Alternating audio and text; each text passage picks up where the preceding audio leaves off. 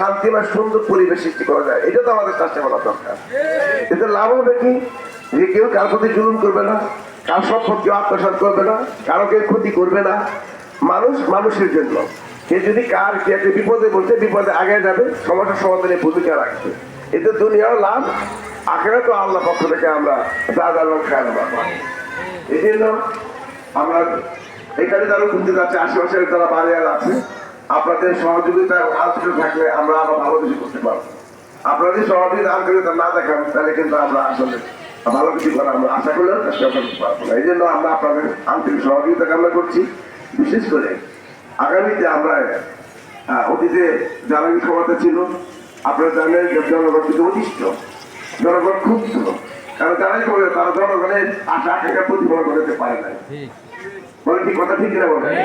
এই জন্য আমরা আগামীতে নির্বাচন আসছে, সেই নির্বাচনে জামাত ইসলামের পক্ষ থেকে ইতিমধ্যে শুনছে আমাকে মনোনয়ন দিয়েছে।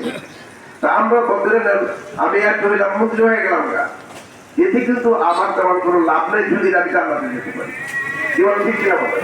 মন্ত্রী হইলাম, মিনিস্টার হইলাম, মানুষের ক্ষমতা এলো, ক্ষমতা অবলম্বন করলাম, মানুষের ক্ষতি করলাম, পরে বাড়ি তবে করলাম, অর্থ করলাম, তাইলে কিন্তু আসলে আমি আমার দুনিয়ায় কিছু হইলে আক্রান্তের জন্য আমি কিছু কামাই করতে পারলাম না। কিন্তু আসলে আমাদের হওয়া উচিত কি, দুনিয়ায় কিছু থাক কথা বলা, আমি যদি মৃত্যুর পরে জান্নাতে যেতে পারি। কি বলে ঠিক কিনা বলে?